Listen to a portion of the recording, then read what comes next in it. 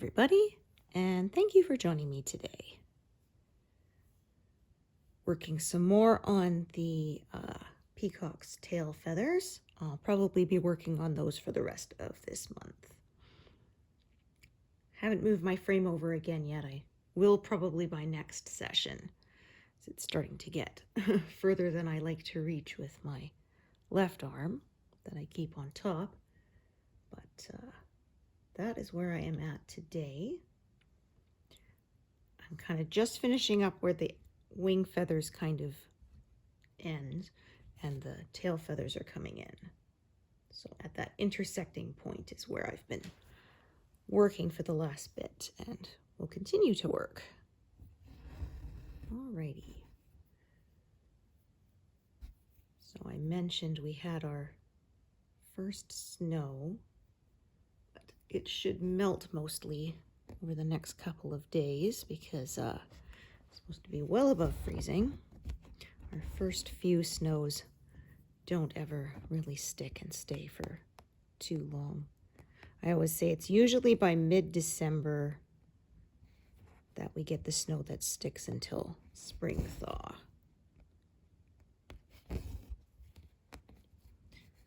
Okay, and this area here is somewhat confetti heavy, so we'll see how far I get. There's kind of the edge of a wing feather there. I'm going to probably sort of stick to the tail feathers this session and carry on from there, but we'll see. As I often say, I make a plan, but I often change my mind as I'm stitching, so we'll see what I get. I didn't get as far as I'd hoped, but I've been busy. If you've watched me a while, you know it's figure skating season, so I've been watching that.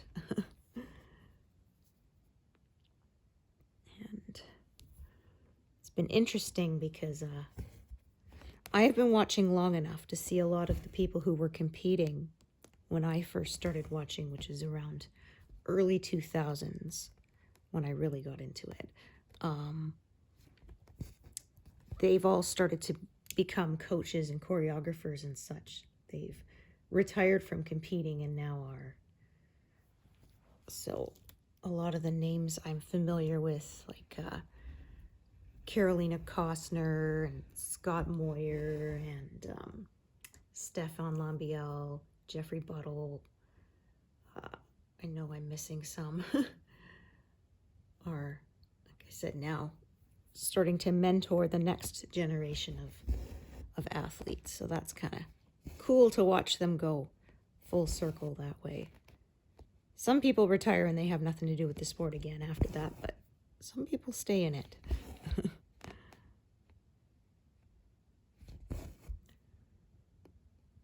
And it's been interesting. So ice dance this year for the rhythm dance is the theme is 90s, so a lot of nostalgia there for me. Lots of people skating to Backstreet Boys and Spice Girls and Jennifer Lopez, that kind of music. So lots of people, lots of ladies with their hair in space buns, which is the two little buns on either side of the crown of your head. Yeah, I could never pull that look off, but my sister did for a while. I could never get mine to be straight. They were always crooked.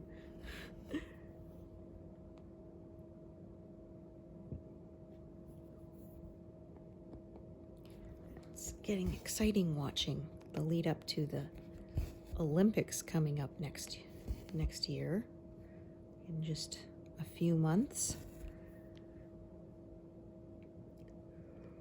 Ooh. Yeah, place your bets now. But you never know. I mean, there can be people who are overwhelming favorites and then anything can happen. Sometimes the day of, it just does not happen. The nerves and the pressure get to them. And that happened with Nathan Chen, not last Olympics, but the one before. He had an absolutely disastrous short program and took himself completely out of medal contention. He came back and he actually won the free skate, I think it was. He came in, I think it was first in the free skate, but unfortunately he couldn't make up that shortfall of how badly the short program went for him. And someone said, well, it could possibly be because of that. The pressure was all gone. He knew a medal was not possible, so then it freed him up to to give the skate of his life kind of thing. So yeah, sometimes being the underdog is a nice position, right? Nobody's really expecting much of you. The lack of pressure can sometimes get people to rise to the occasion.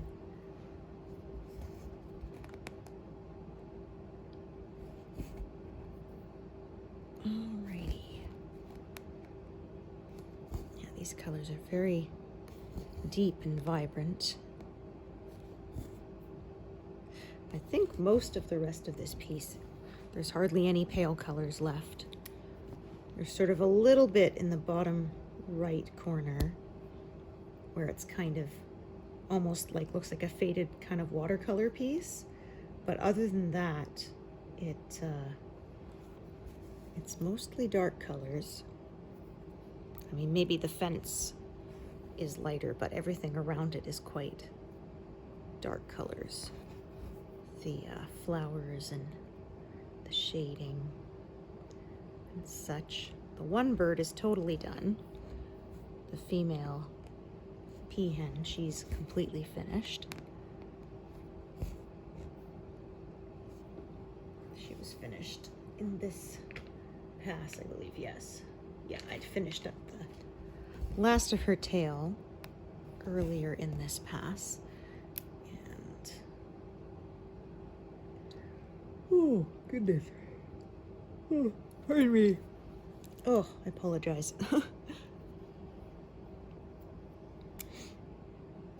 Oh, the older I get, the more I lose my ability to sleep later, even when I have time to.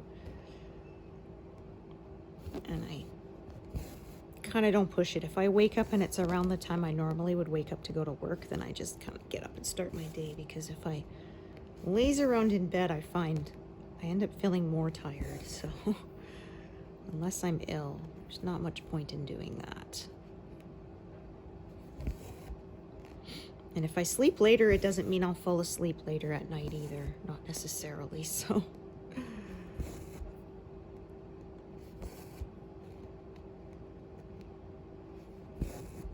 So that just means it eats into my conscious time of the day and getting stuff done, so I prefer not to do that.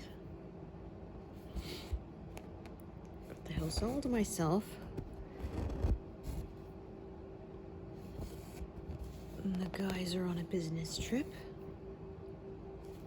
So that's when I cook all the stuff they don't like. Like shrimp. I'm the only one who really likes it.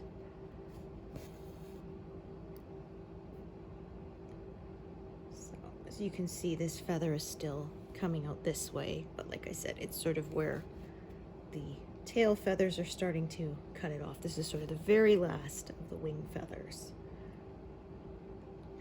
that were kind of overlapping on his tail a bit. Yeah, they were kind of on top. So finishing that up there. Oh dear. Pardon me, this will probably happen quite a bit.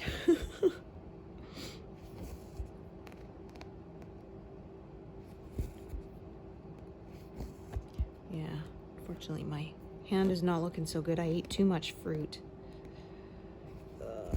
Kind of sucks. I love it, but it doesn't love me back. I have to limit how much I eat because the acidity of it, irritates my skin later.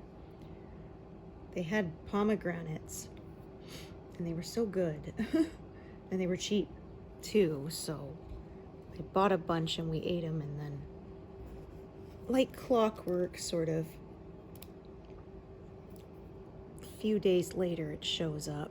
So using a lot of lotion to help heal my hands, but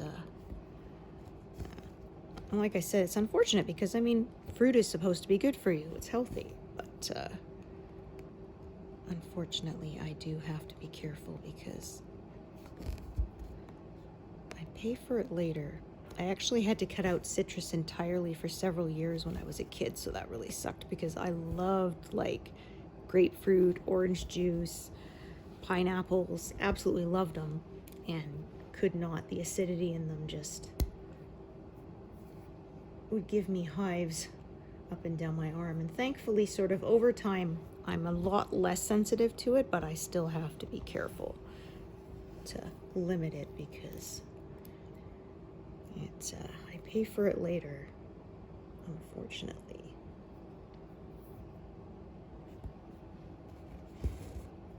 My husband has issues with fruit too, but his show up right away. It hurts his mouth, the acidity in them. And, but I said, for me, it's kind of like, I don't really realize that I should stop and it's hurting me because the damage doesn't show up until later. So I don't eat pomegranate very often anyway because they're such a pain. Like, I have looked at all of the tricks on how to easily prepare them to eat, and I've never been able to get it to work for me. Still, there's a lot of picking at the at the seeds to get them out.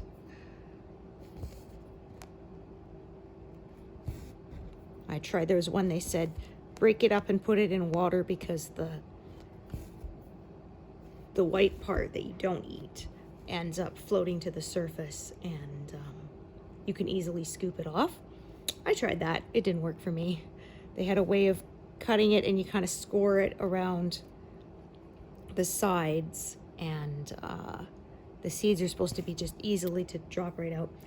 I couldn't get it to work, so I watched a video a few times, but I don't know what kind of sorcery they were doing, but I couldn't replicate it.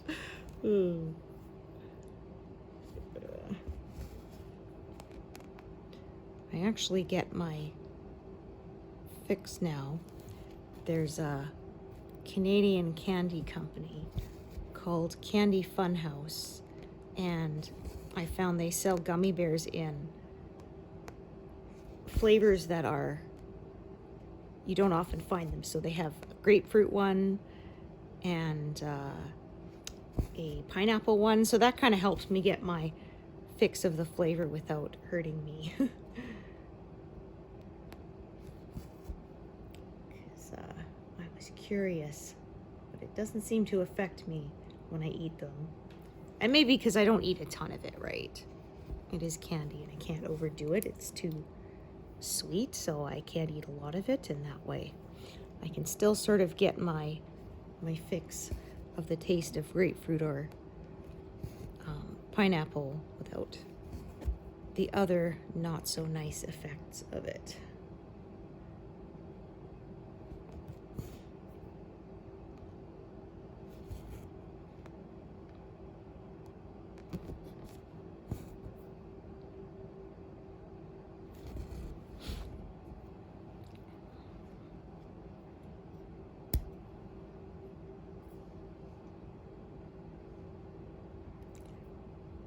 The way I'm kind of stitching this out is a bit more color changing for a while, but I don't mind that.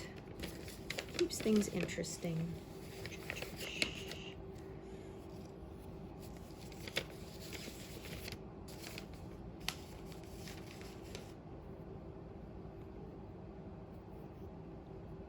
Oh, this is all tangled. That is no good. It was funny saying about the ice dance using 90s music, and it's funny because there's a few teams that chose Backstreet Boys. Nobody chose anything from NSYNC. And I was a Backstreet Boys gal when I was a teenager. As I said though, nostalgia for me, but then I was thinking, man, some of these athletes were not even alive in the 90s. That makes me feel old. I was a teenager in the 90s. Some of these athletes are in their teens, so obviously they were born, after the 2000 mark, so yeah, the Great Britain ice dance team, of course, did Spice Girls. And her dress was like a giant Great Britain flag. So, but I mean, they couldn't really pick anything else if the theme is 90s as the Great Britain team. Yeah,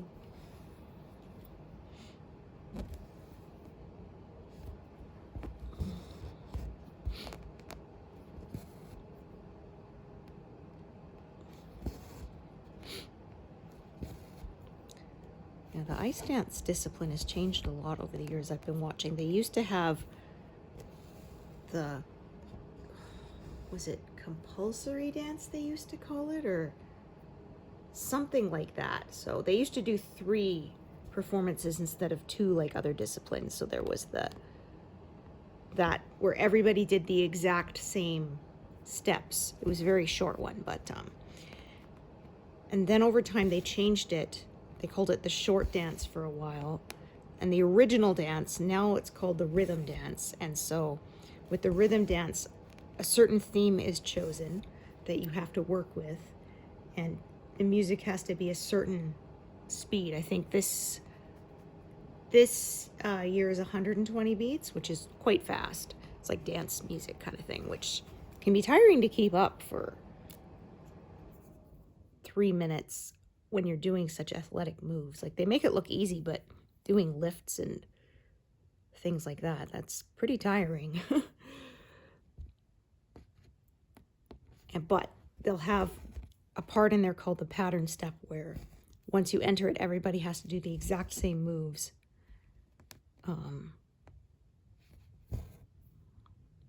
And you get really dinged if you don't follow it precisely.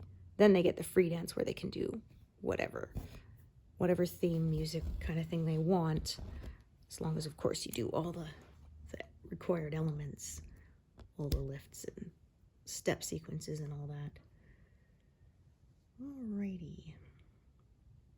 So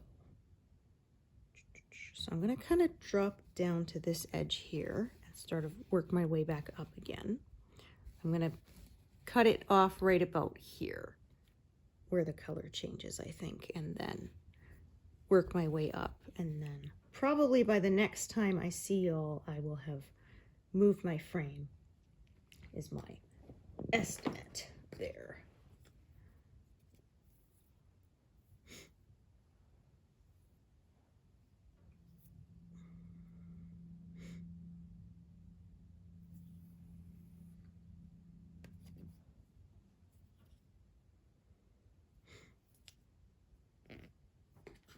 I'm trying to remember what I started at this beginning of this month.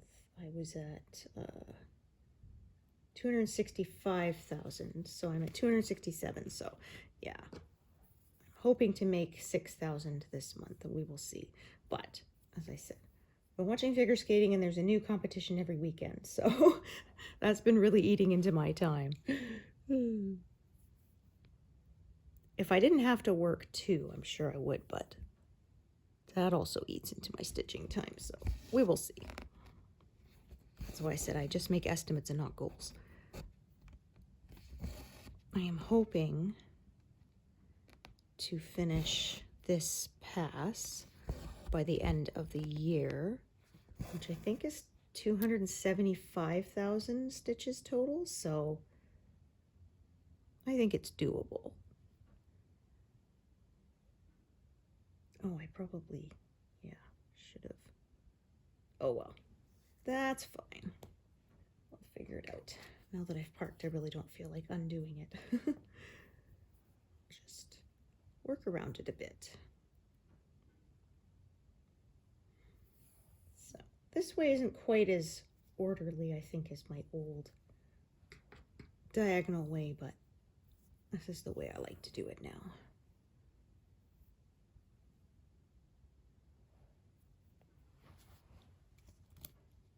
I passed 40,000 left. Gotta celebrate those milestones.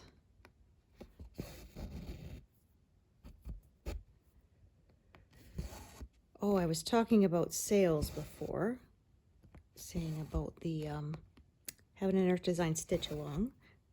The time to enroll and purchase and all that ends December 14th, I believe.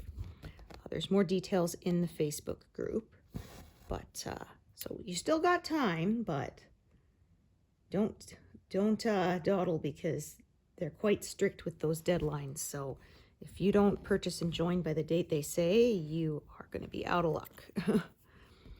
And you have to join their Facebook group, and then in the survey questions or whatever, when you join, you have to say which design you're choosing. And if you don't by the deadline, then you get a refund and you cannot participate. So like I said, if you want to, make sure you pay attention. And I saw in another group I'm in, there's a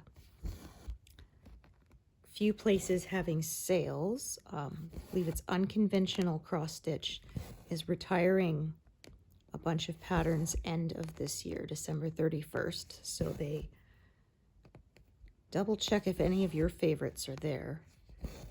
Get them before they're gone. And Artisy, I believe, is having a sale for the month of November.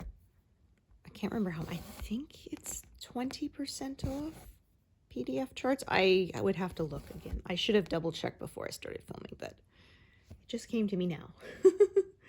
So, but I do know they're having a sale. So if there's anything in your wish list from them, be a good time to get it while it is on sale.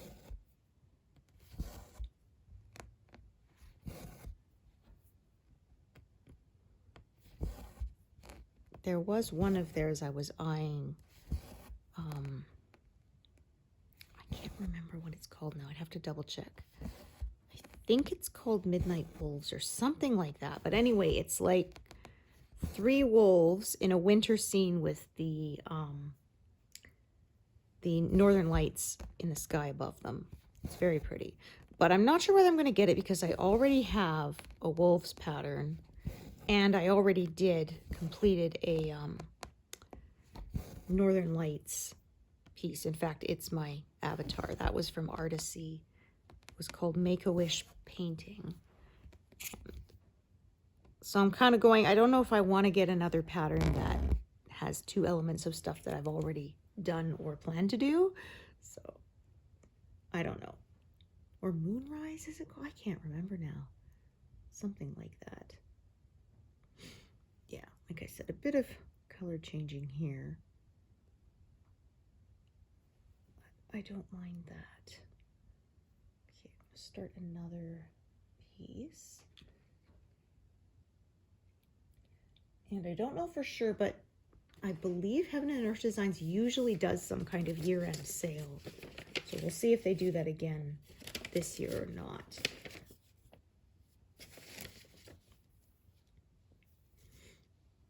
I currently have, I think I've reached the more patterns than I can complete in a lifetime point.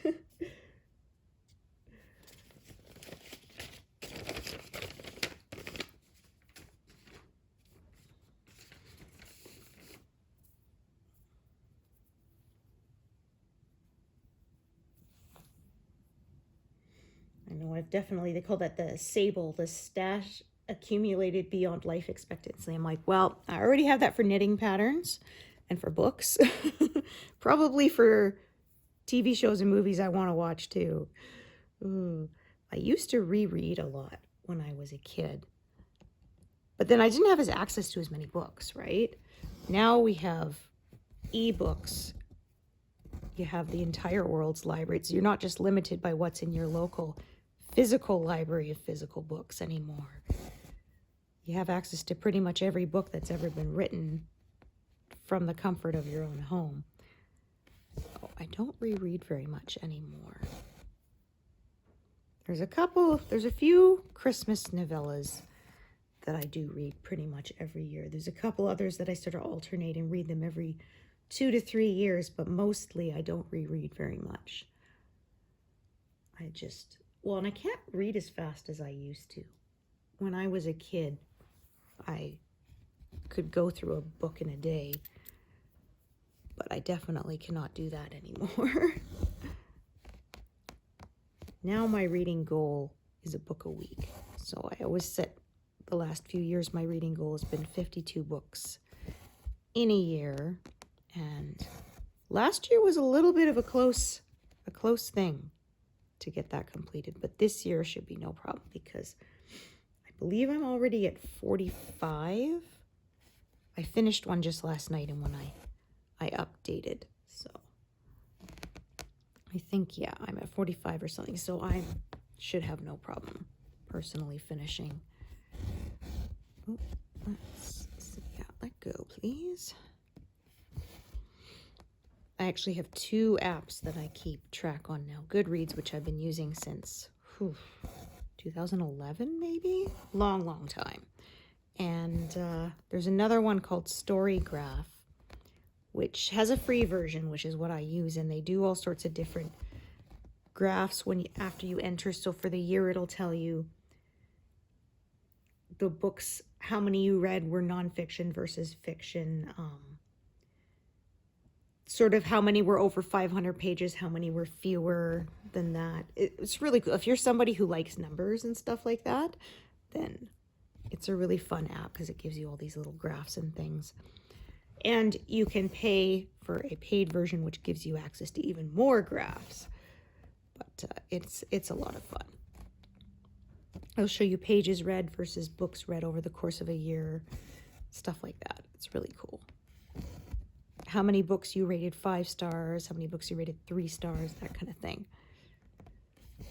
The only one is I find it has print versus ebook, and I find that those numbers aren't as accurate because I'll choose a book and choosing which format it is on the listing is not as easy. So it's funny because it sets it to default print, but actually I'm a default electronic now. I used to be default print, but I now prefer ebooks because, like I've said before, I love that I can make the font bigger. And also not having to physically hold open a book now. I can put my e-reader in a stand and just tap to turn the pages and not have to physically hold it open, which is nice. I never thought I would be somebody who would prefer ebooks, but never say never, right? Sometimes things will surprise you. Oh, it was all the free ones that kind of started to suck me. Now, I was reading off an app at first, but off a phone screen is not as nice on your eyes as an actual e-reader, which is meant to mimic paper, which they do quite well. Because when I got my first one, I opened it up and I thought there was like a sticker stuck to the screen that looked like paper, and I was kind of like picking in the corner and then going, oh, that is the screen. Holy cow, it really does look like a normal page. Well, it's so good. It's nice too because you can press on a word for the definition. You can open up the Wikipedia to look up stuff too. Although I prefer to do on my phone because for browsing the web, it can do it, but it's very slow because it's intended to be a reader device and not anything else. So I generally will pick up my phone then if I need to look up something. But the idea is it's supposed to be primarily for reading and for you to not get distracted by notifications and things like that.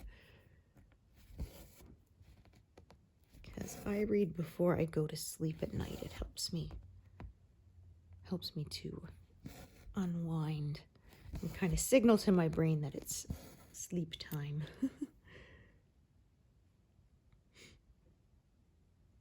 All right, just taking a look.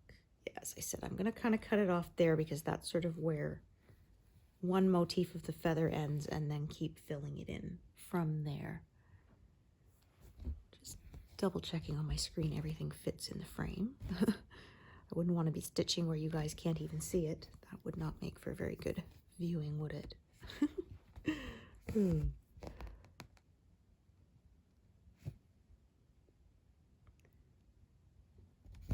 Yeah, the story graph even keeps track of how many pages you've read. Total. Actually, I think Goodreads does too, if I remember. They do an end of year wrap up. And it does the same. And it'll say which is the longest book you read, which was the shortest, which was your highest rated, which was your lowest. That's kind of fun. I like having all those kind of statistics. And I make my own shelves so that way I can keep track of how many books I bought in a year, how many were ebooks, how many books I read that were print versus ebook, that kind of stuff. Actually, I'm going to do one more there too.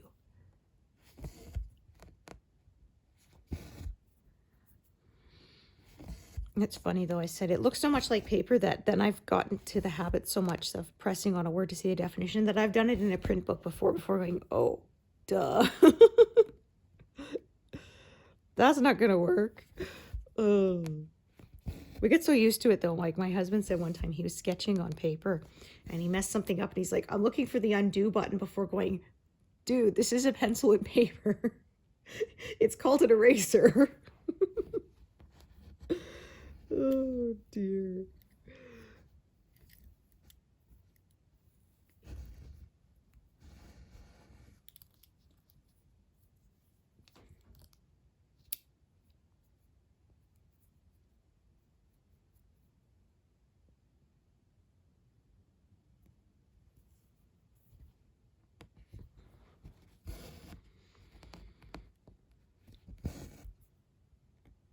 Yeah, I can see from looking at the previous colors that that's sort of one feather there. So like I said, I have to kind of cut it off somewhere. So that's where I'm gonna do it.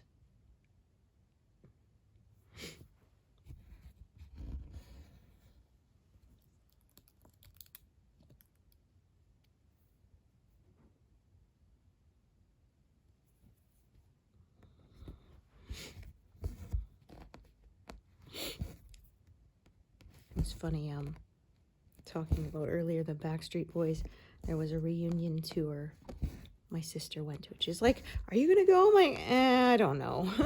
I ended up not. I said, concerts are not generally my thing. They're too loud. Even with earplugs. So, too many people.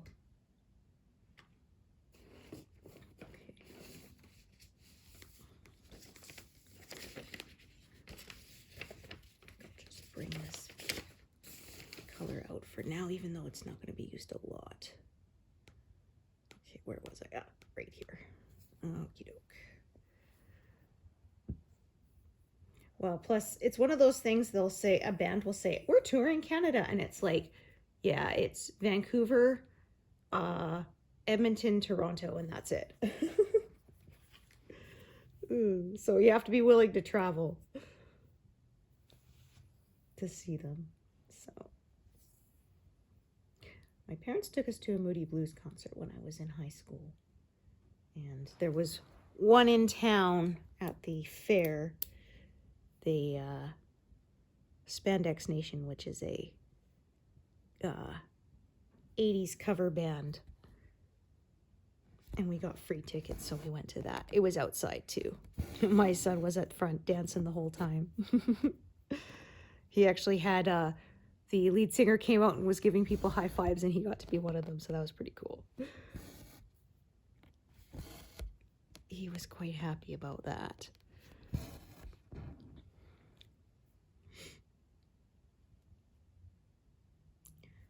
They had actually never been in Canada before, so we got to see them at their first Canadian concert. That was kind of fun. It was funny too. One of the guys says, "Oh, we've never been here," says, "but we love your ketchup chips and coffee crisps. What do you visit a Kit Kat anymore?" I'm like, "Dry poutine." Yeah, we actually have ketchup flavored chips. They were my favorite when I was a kid. I haven't eaten them in a long time, but I loved them. Except the only thing is they turned your fingers all red. I eat chips now using chopsticks, though. It was funny because one of my friends showed this video where this guy had these little snack chopstick thing that fits on your hand, and then it comes out between your fingers and you just kind of open and close them to pick stuff up. She's like, we need these for a crafting. I'm like, I just use real chopsticks. She's like, of course you do, you show off. I'm like, hey, I'm half Chinese. If I didn't know how to use chopsticks, that'd be pretty shameful. Although I joke about that. We went to a restaurant when I was a kid once, Chinese restaurant, and my dad, who's not Chinese, and my sister and I were all eating with chopsticks, and my mom, who's the only fully Chinese person at the table, was eating with a fork, which we thought was quite funny.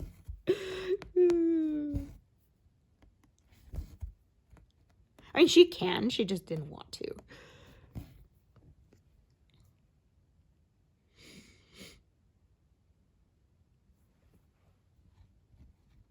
But she doesn't speak any, so that was one thing she didn't like. When we go to the restaurants, the servers would often try to speak to her in Chinese, and she doesn't speak any, so she actually has an English accent because she lived in England for a while.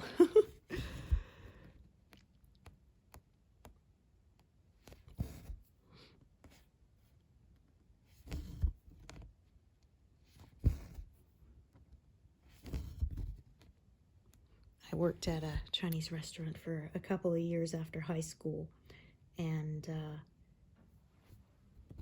there was the manager and the supervisor, and one of them spoke Cantonese and the other one spoke Mandarin, so they had to speak to each other in English. And then we had a couple of cooks actually, who could speak both plus English. So it was funny because one of them came out and he said something and I'm like, huh? And then he said something else and I'm like, I don't. So he had said it first in Mandarin and then in Cantonese, and then afterwards he says, you a Chinese girl, you work at a Chinese restaurant, you don't speak any Chinese. He's like so offended.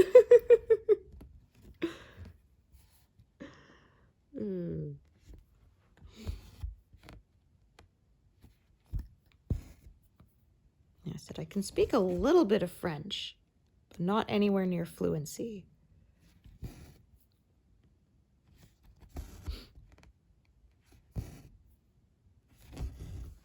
I was surprised my husband didn't have to learn any French, because in Canada, most of us have to learn at least some French because we have 2 official languages. And so usually in elementary school, French lessons is part of the curriculum, but I guess not in his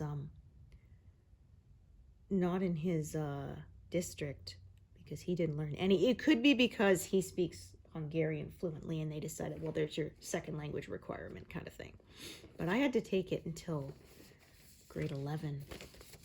It was required in our school district for graduating prerequisite, right? You have to take English, you have to take math up to a certain grade, you have to have a certain science credit, and yeah, French was one of them.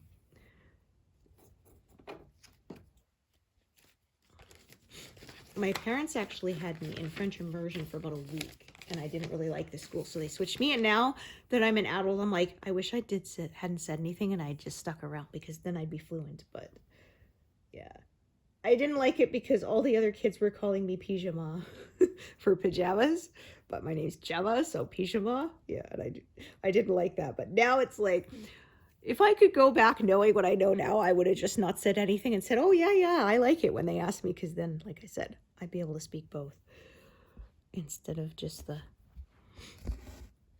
I could be not really conversational, but enough that, like, I could ask for directions or order food kind of thing.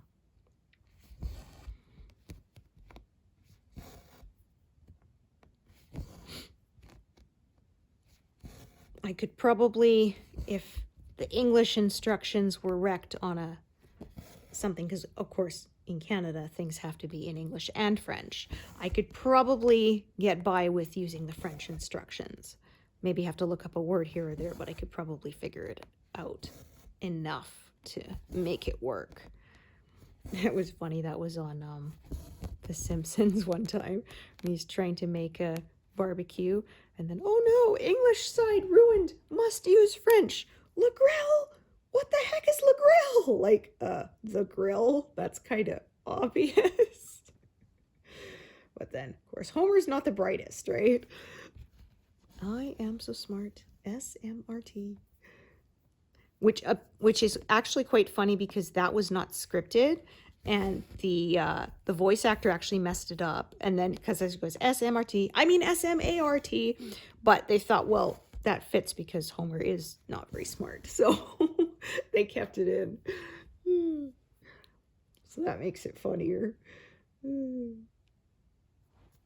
don't really watch that show as much. It got not as funny in the early 2000s, and so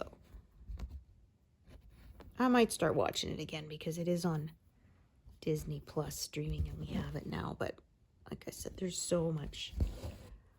My watch list is very long. Like I said, we never had Netflix before this year. So, and it's been around for a while. So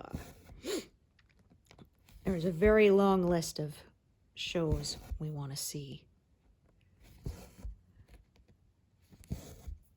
We finished Breaking Bad and we're now watching the spin-off Better Call Saul.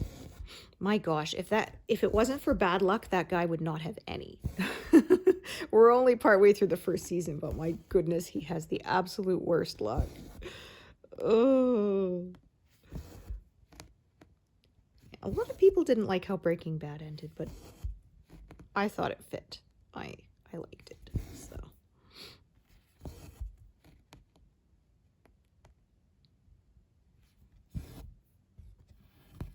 So I'm not going to stitch any further down because that's going to start going out of the area that you all can see. So just going to work the stuff above. Oh, right, I see. So I kind of have to keep going back a little further to not close stuff in.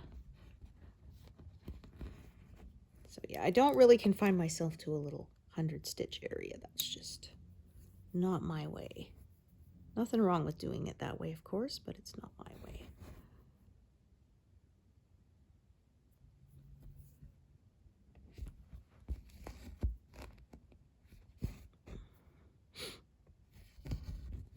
Yeah, about to pass 100 stitches, but yeah, as I said, this area is a bit more confetti heavy, so it's a little bit slower.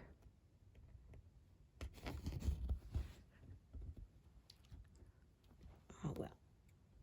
The final detail will be worth it, right? Mm-hmm.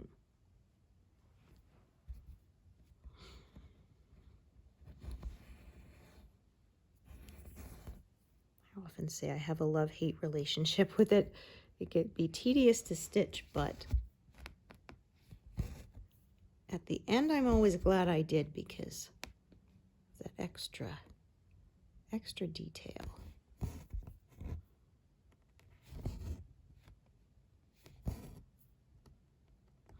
Although I'm saying that, I'm not going to stitch more colors than 90 to 100 again because I'm working one that is 150 now and I'm not enjoying it as much as I like how it looks, but it is definitely more of a slog than this piece.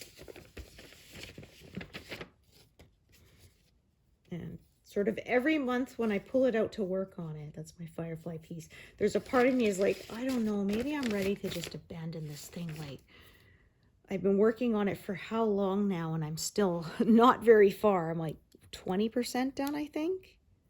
Something like that. So 21%, I think, maybe last time I looked. And that's taken me like 4 years now, something like that. 3 to 4 years. It's been quite a long haul, so give you an idea of how much longer it'll take to do the rest.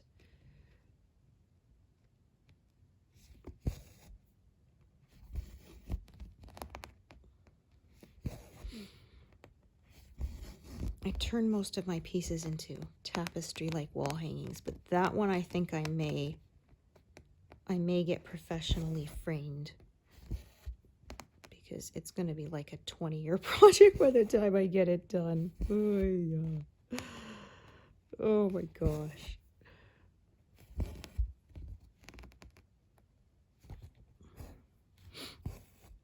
might be one of those ones that's framed and just sort of stood against the wall instead of hung up because it's going to be huge. It's almost 500,000 stitches, so, or over 500,000 actually. It's like 550,000, something like that. And even on 18 count, that's pretty darn big. It's going to be close to as tall as me, which I'm not that tall, but when we're talking about a piece of a piece of embroidery, that's pretty tall.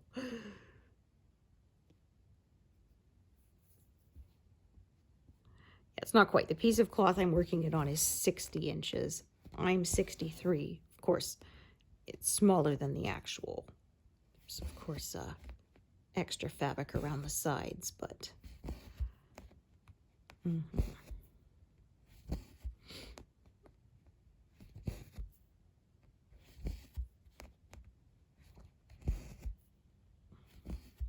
And that is one that I don't show on this channel because of potential copyright issues, but I have a private Instagram where I show pictures of it there. I don't work on it every month. There are some months that I just run out of time. Oh, no, that's not right. It needs to be down by one, yeah.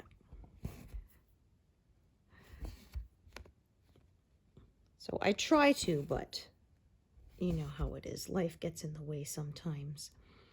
And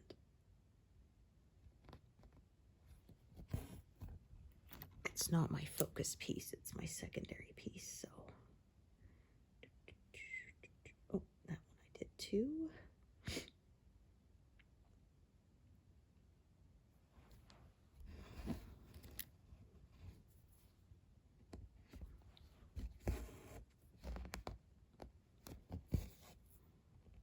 This darker kind of green rib along this feather here is kind of coming to an end around here.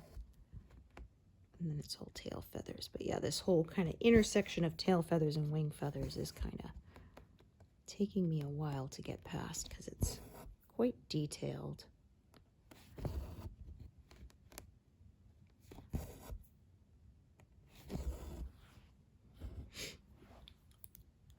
Definitely don't think I'll reach 200 today. This is just very detailed section to work through.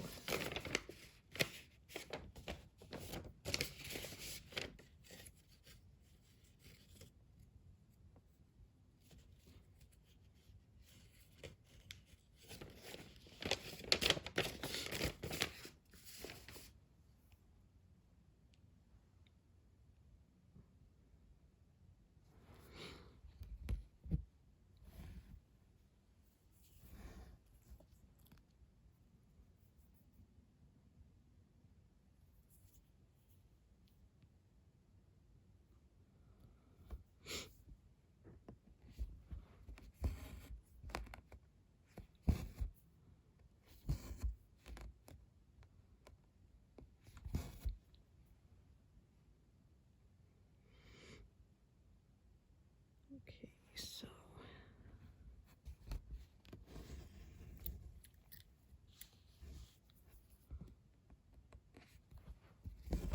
oops. Made a snarl.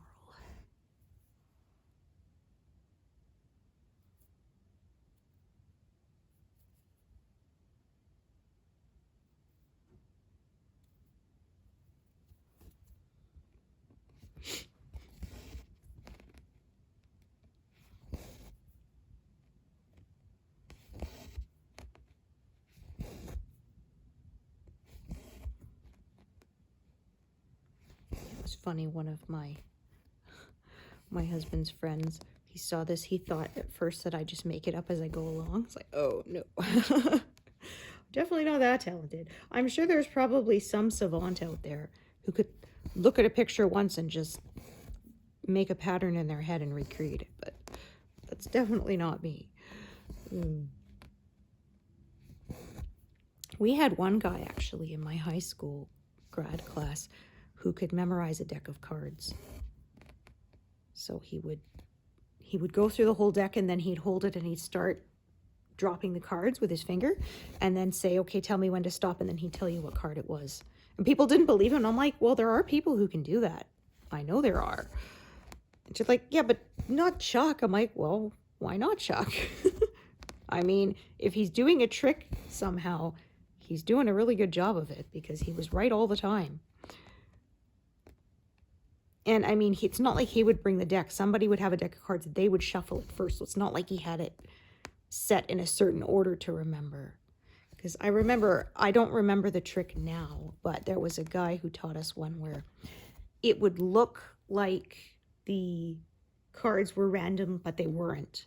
They were in a certain order of like diamonds, spades, hearts, clubs, and then the number order was different. It wasn't in numerical. I don't know. I can't remember, but there was kind of like a code you had to keep in your head, and you could figure out sort of what the next card was going to be by it. And it looked, like I said, it looked random, but it wasn't.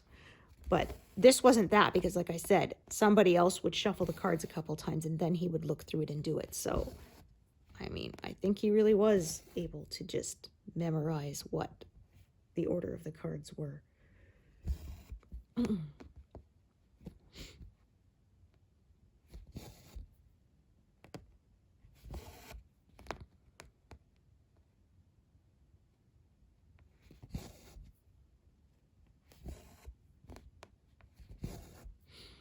I remember watching one time on TV, they had a magician who at the time was called Fastest Hands in the World.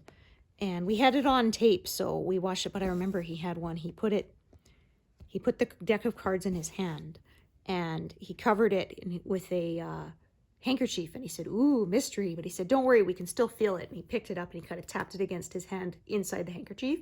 And then he goes to the next guy, he says, see, watch. And he says, put out your hand. And he goes and puts it in the guy's hand, and there's nothing in the hand but the handkerchief. And we had to rewind that tape and watch it about 5 or 6 times before we figured out that as he did this sweeping motion, he went sort of over his belly and then held it out. So we realized he was hiding the cards in his clothes. But I'm like, it was so fast. Like, and how do you hide like a deck of cards, which is like not one solid block? Because like he shuffled it ahead of time to show us. I mean, maybe they were trick cards, but they looked pretty real. They had someone examine them. And like, how do you hide a whole pack of cards in your clothes like that fast? Just like he went like that fast across his body, and they were gone. It was incredible.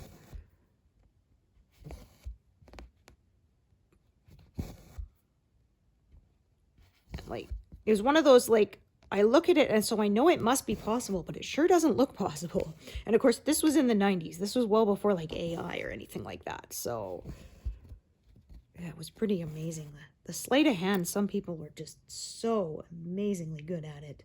And I know it's partly, I mean, you have to practice for hours and hours and hours, but I think some of it is also natural talent, like anything else.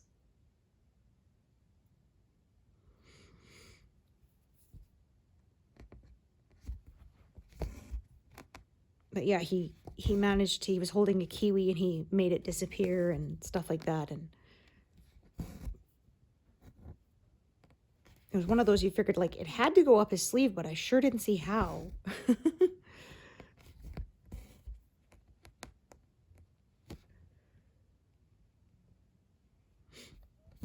Yeah, it was one of those actually when we didn't have slow-mo on our VCR, but if you pause and then kept hitting pause, it would go forward frame by frame, and that was how we saw like, okay, that must have been the moment he hit it. But it was very impressive.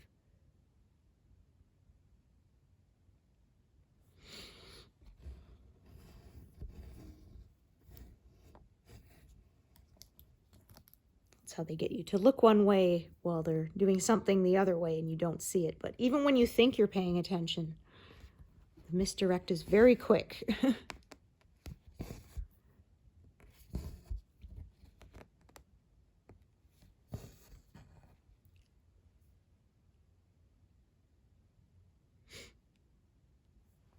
Yeah, sometimes it's twins, but not always. There was one I saw, actually, Candid Camera, where they did a whole show with bits with twins. And so they had one where the guy said he had this machine that could do hair and makeup. And so it showed like one girl being fed in on the conveyor belt, and then she comes out the other side. She's like perfectly made up and stuff. And then the person like, wow, like how, oh yeah, there's brushes and, you know, like all this stuff in there and hair dryers, and it just does it. And like, but that quickly. And then of course the other twin comes. I was like, oh, people realize they've been fooled. There was one, they stood in a mirror image. And so they had people come in to try on a hat and look at themselves in the mirror, in quotes, but it was really twins standing across from each other in a mirror image.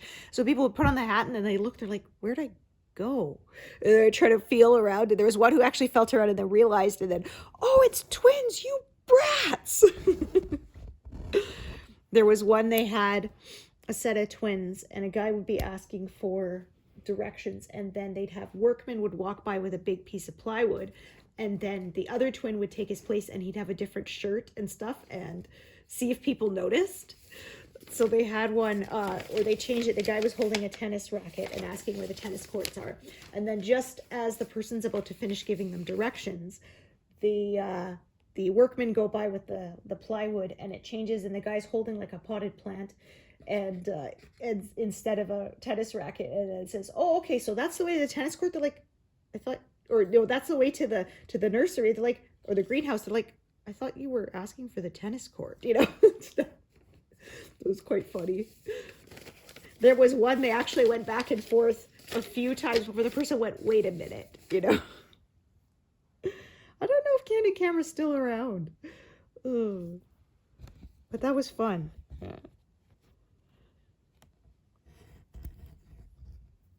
I guess it's been replaced by things like TikTok, right? Oh, I ended up with an extra needle there.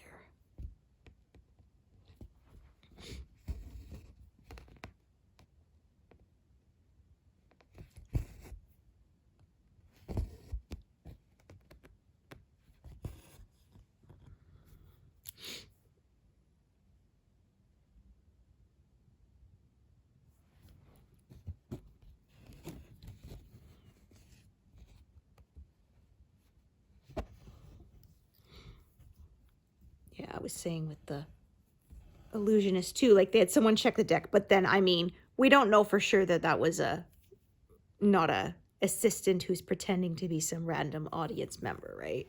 I remember we used to watch David Copperfield's, he was really popular 80s, 90s, magic shows, and he would pick a random helper out of the crowd, but like we're always like, it's always some, you know, woman who's in like a beautiful cocktail gown with like perfect hair and makeup. It's like, oh yeah, I'm sure she's just a random guest and not someone you planted there. But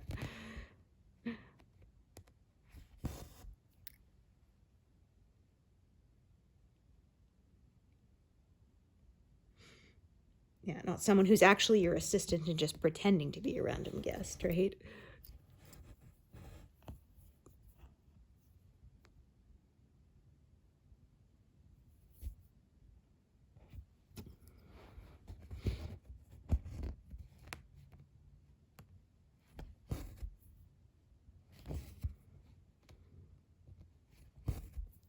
Okay, so I think I'm going to finish off this thread here, and that will be where I take a break for today. So yeah, not 200 this time, but still not a bad number considering that was a fairly detailed area, as you can see. Yeah, the ribs of these feathers are quite confetti heavy. There's a lot of different colors to make up that detail.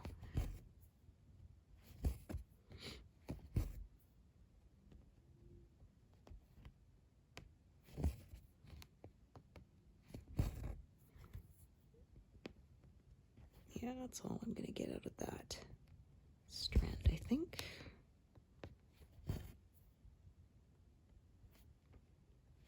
So 141. Not bad. Still pretty happy with that. So thank you so much for joining me today, and I hope to see you here next time. Thanks, everyone. Bye.